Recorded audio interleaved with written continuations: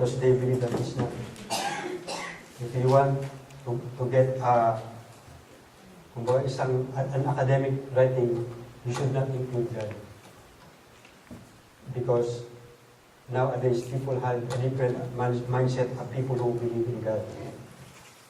They think that people who believe in God are less, no less than them.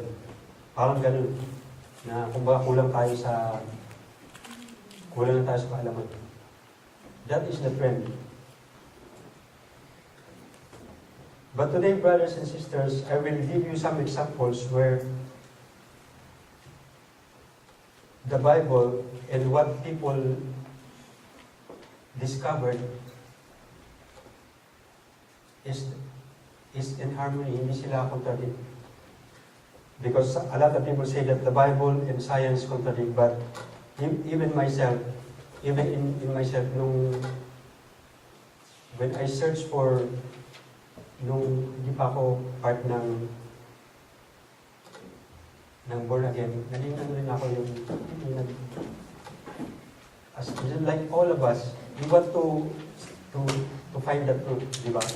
Na ano ba itong pinapaniwala ko, itong ba talaga? So we are all there, lahat tayo, right? And noong panahon, people think that the earth was flat, di ba? If you look outside, you will see it's flat, right? So who will say that no, the world is flat? And even the religious institution back then, that's what they believe.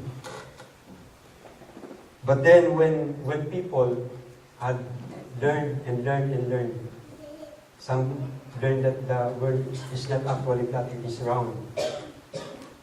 And what happened is the religious leaders at that time, they were against it because sabi nila that is not right.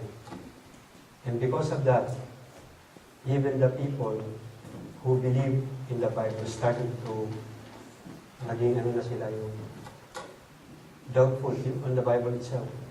Especially to those who are yung sa mga nag-aaral ng gano'n. Naging doubtful na sila kasi sabi nila, hindi the Bible is not in agreement with what is real, right? Until such time that somebody even learned that the earth is actually round and is floating. And when that person told that, if you know him, yung naka-discover nun, the religious people even condemn him, that he is saying something that is a heresy. But probably, brothers and sisters, it was just a misunderstanding or yung misinterpretation of the Bible, because it doesn't say, the Bible doesn't even say anything about the world being flat, right? Wala sa Bible. But even myself, I read one magazine which says that actually there is a verse in the Bible that refers to the earth, sa mundo natin. So if you go to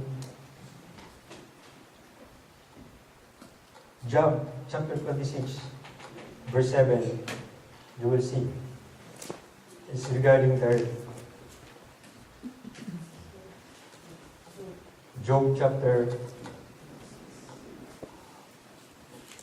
my purpose, brothers and sisters, is to just... Job chapter 26, verse 7. So my purpose, brothers and sisters, is to just reinforce what we already believe. That if we read it, the Bible is actually right.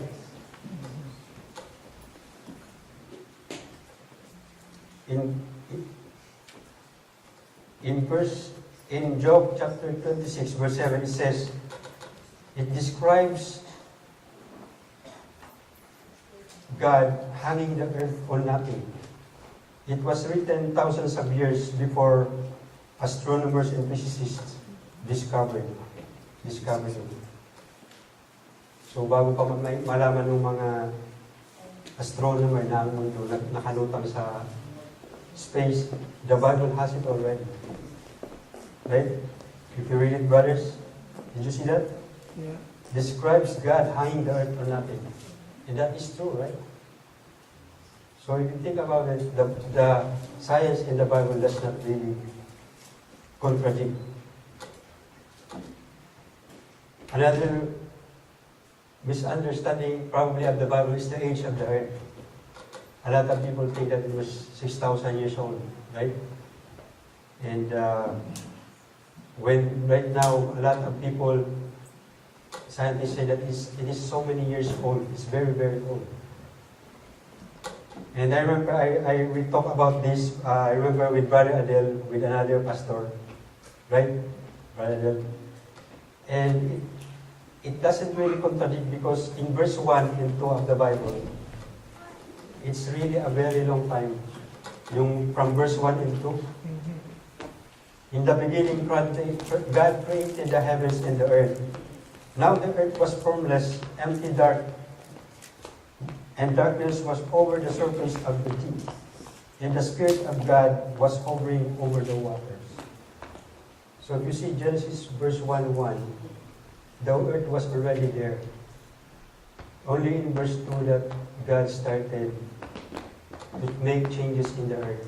Baga may naglagay siya ng mga tanim, naglagay siya ng mga animals.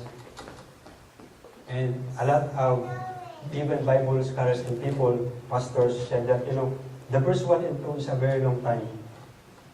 So with that understanding, we could say that the Bible does not contradict what people have learned about the age of the earth and of the universe.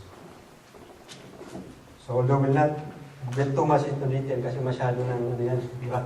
Ang ganda lang. That gives us an idea, right? That gives us an idea. The only problem with science, brothers and sisters, is that science cannot itself tell why the earth and the physical creation exist. Bakit tayo nandito? That's the only thing they cannot answer.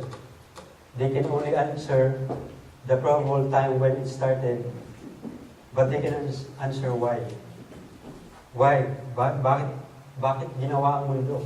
Why are we here? Why are we alive? But the Bible tells us why.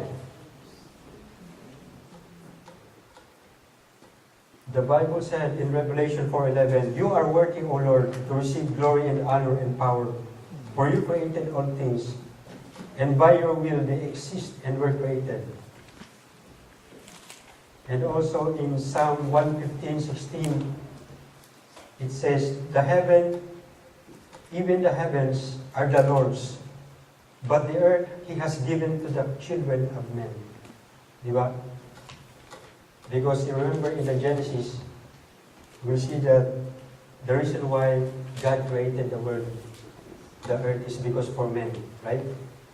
He created the animals, He created the plants, all of those things, only for you, only for man. So what does it tell us, brothers and sisters? We are so blessed because God has made all these things for us. So we see how God took care of us. Kumbaga, masyado tayong pinamper, di ba? So I remember yesterday there was a seminar.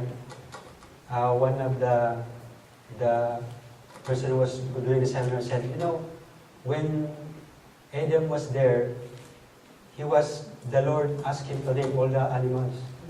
So lahat ng mga animal pinangalanan ni Adam. So this was elephant, this is zebra, this is lion. Because God has prepared the earth to have dominion of the earth. Kumbaga siya ang caretaker. But the sad part, brothers and sisters, is today, humanity has abused the earth at so many things happen. Kumbaga napabayaan. Man has abused its resources, and now we are here today.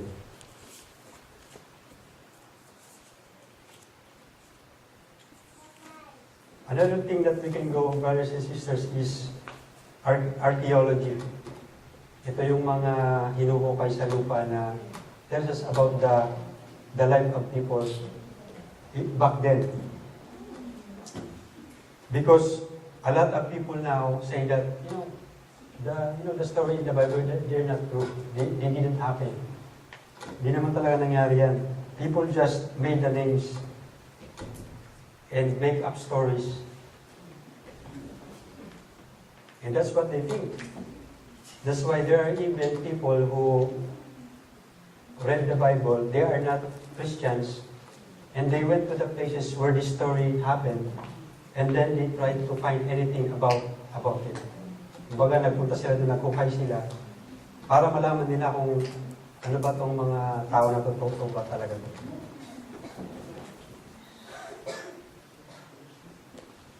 But to the surprise of a lot, brothers and sisters, when people started digging in the Middle East, where Christianity has started, a lot of the things that is in the Bible, instead na confirmed as wrong, found out to be true. Kumbaga yung mga nahukay nila sa lupa only confirms what was already written in the Bible. For example, they can find letters o mga anumang bagay na mga nakasulat yung mga pangalan. And here, brothers and sisters, the names who were found were Pontius Pilate, Herod the Great, Augustus. So those names. So if you heard those names, brothers and sisters, those names are in the Bible, right? So yung mga tao na nagdi-disprove na ang Bible daw, hindi naman totoong nangyari, nung nag-investiga sila, they found out the names of these people.